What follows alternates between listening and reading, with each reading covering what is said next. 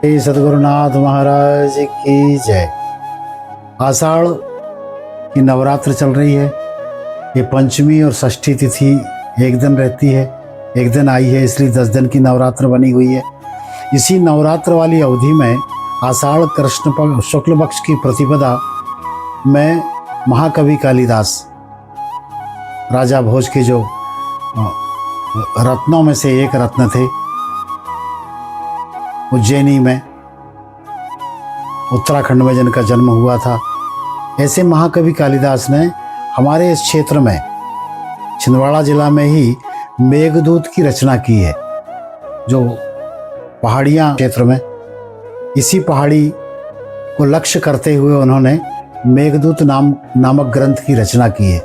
बहुत सुंदर ग्रंथ, कभी आप पढ़िएगा। तो उपमा कालिदासस्य भारवेरर्थ गौरवम दंडिनः पदलालित्यम माघे शंति त्रयो गुना।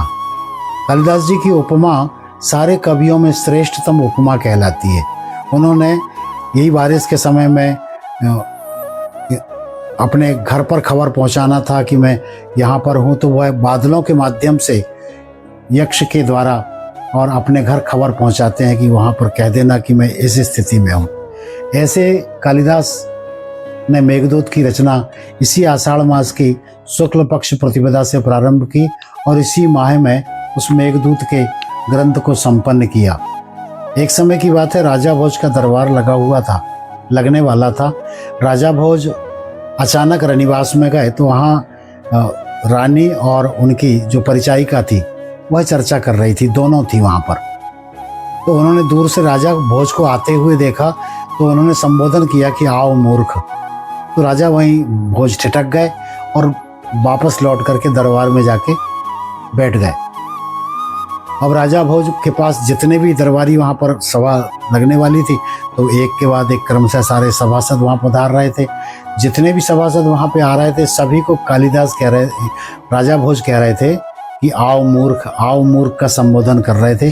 परंतु इसको किसी की जानकारी नहीं, सबको आश्चर्य लग रहा था कि राजा आज सबको ऐसा विचित्र सा संबोधन क्यों किया जा रहा है, ये विचित्र सा सम्मान क्यों किया जा रहा है। सब आकर के चुपचाप अपने अपने निर्धारित स्थानों पर विराजमान हो गए।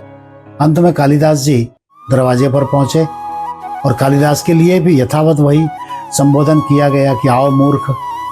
तो कालिदास तो ठिठक गए दरवाजे के ऊपर और उन्होंने निवेदन किया कि महाराज, खादन्न गच्छामि हसन्न जल्पे गतन्न सोचामि कृतन्न मन्ने द्वाभ्याम तृतीयो न भवामि राजन किम कारणम भोज भवामि मूर्खा।